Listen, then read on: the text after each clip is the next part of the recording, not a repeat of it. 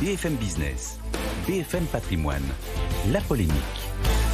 Nicolas Dose, bonjour. Bonjour. La question du jour, sous toutes ses formes, comment repenser la grève en France? Comment sanctuariser certains moments de l'année?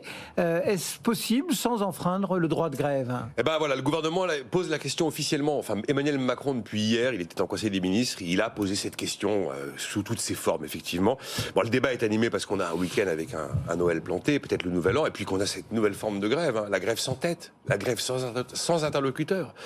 Le collectif de contrôleurs anonymes. Je ne sais pas ce qu'ils boivent, en tout cas, ils font grève. Et là, donc, on voit bien l'idée qui anime le chef de l'État, c'est comment réformer le droit de grève, qui est pourtant bel et bien, c'est vrai, inscrit dans la Constitution. Pourtant, on a déjà, depuis 15 ans, une loi qui sanctifie le service minimum. Oui, alors ça, c'est quand même vraiment... Effectivement, quand vous entendez loi sur le service minimum, vous vous dites, bon, ben, même s'il y a une grève, j'aurai quand même un petit peu de transport. Parce qu'on pense au transport. Et d'ailleurs, là, c'est le cas. Oui.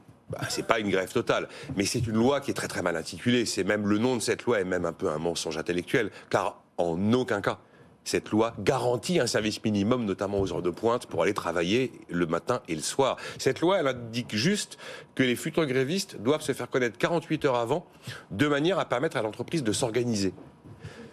Éventuellement, c'est vrai pour pouvoir assurer un service minimum, mais l'entreprise qui a 100% de grévistes, eh bien, elle n'aura pas de service minimum. Il y avait un élément contraignant qui concernait l'Île-de-France. Il était prévu que les transports d'Île-de-France, effectivement, assurent un minimum de services aux heures de pointe et soient pénalisés financièrement si elles ne le faisaient pas. Je trouve que cette loi, enfin cet aspect de la loi, n'a jamais été appliqué.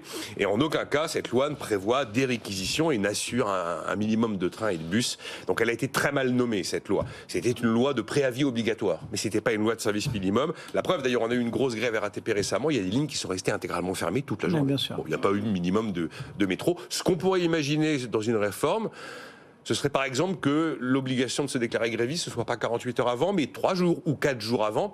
Et on pourrait aussi considérer qu'il faut interdire cette pratique-là un peu particulière dans la grève. Cette grève que nous vivons à la SNCF, elle est particulière pour plein de raisons, on en parlait hier. Mais le dépôt du préavis de grève sans appel à faire la grève, bon, c'est un peu particulier comme raisonnement tout de même. Il y a tout de même, dans les arguments qu'on entend, un rapport fait à l'Italie. C'est vrai. Qui, dans sa constitution, son article 40, me semble-t-il, encadre ce droit de grève à certaines périodes de l'année. Ce serait parfaitement juridiquement possible chez nous. C'est vrai qu'en Italie, l'état d'esprit, c'est à Noël, on ne fait pas grève, c'est la trêve. Bon, eh bien, ils ont... Il y a Noël, il y a l'été, il y a... Oui, bien sûr, oui, mais je vais vous dire... Ça, elle date de 1990. Alors, comme chez nous, le droit de grève est dans la Constitution. Mais comme chez nous, il y a un autre droit essentiel dans la Constitution, c'est le droit à la mobilité. Et on oublie que nous aussi, on a le droit à la mobilité inscrit dans la Constitution. C'est pour cette raison qu'en Italie, on ne peut pas faire grève du 17 décembre au 7 janvier, pour les vacances de Pâques, pour les vacances de la Toussaint, pour le jour de la fête nationale, la fête de la République le 2 juin, les jours où il y a un vote national ou un vote local. Et donc, le droit de grève est vraiment encadré. Et il est encadré notamment pour certains métiers, qui sont les métiers liés à la santé, la sécurité, donc la mobilité, l'éducation, même les médias. Alors juridiquement, on pourrait copier l'Italie, puisqu'on a nous aussi la mobilité inscrite dans la Constitution au même titre que le droit de grève. Maintenant, si on avait ce débat qui s'ouvrait, vous voyez sortir les fanions droit de grève, sacro-saint droit de grève inaliénable, inattaquable. Comment ça, Noël, Toussaint, Pâques, mais on est un pays laïque. Et on irait vous expliquer que la mobilité, bon, regardez, à Noël, il n'y a eu que 200 000 personnes finalement qui ont été empêchées sur 67 millions. Il ne faut quand même pas pousser mémé, la mobilité n'a pas été entravée.